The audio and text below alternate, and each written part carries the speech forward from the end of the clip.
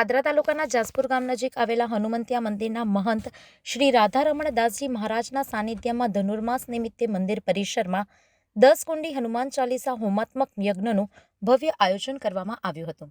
સર્વ માનવની સુખ શાંતિ અને સમૃદ્ધિ માટે 10 કુંડી હનુમાન ચાલીસા હોમાત્મક યજ્ઞમાં 51 જોડાએ લાભ લીધો હતો। પાદરા જાસપુર ખાતે આવેલા હનુમંતિયા મંદિર યોજાયેલા યજ્ઞમાં પૂજા અર્ચના સહિત યજ્ઞ સંપન્ન સમયે ભવ્ય મહાઆરતી યોજાઈ હતી। આમ ભાવિ ભક્તોની ઉપસ્થિતિમાં ભવ્ય કાર્યક્રમ યોજાયો હતો। હોમાત્મક યજ્ઞ બાદ મહાપ્રસાદીનું આયોજન કરવામાં આવ્યું હતું। જય સિયારામ।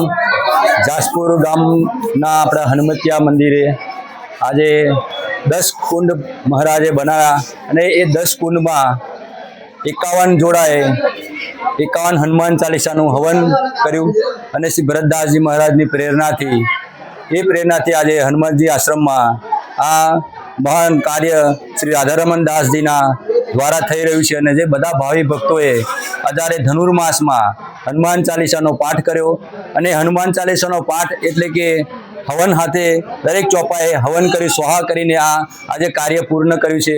અને આ કાર્ય શ્રી રાધારમણ દાસજી મહારાજે બધાના સ્વાસ્થ્ય માટે અને બધાના ભલા માટે આ કાર્ય કર્યું છે।